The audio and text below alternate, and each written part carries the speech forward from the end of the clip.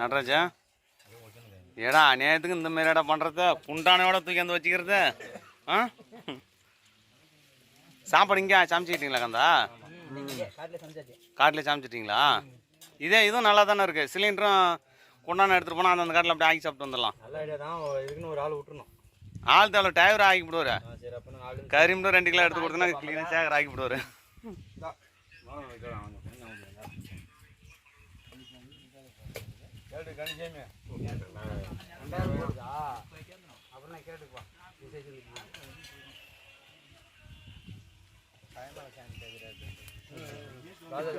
மாமா என்ன சாப்பிடுவோம்மா நீங்கள்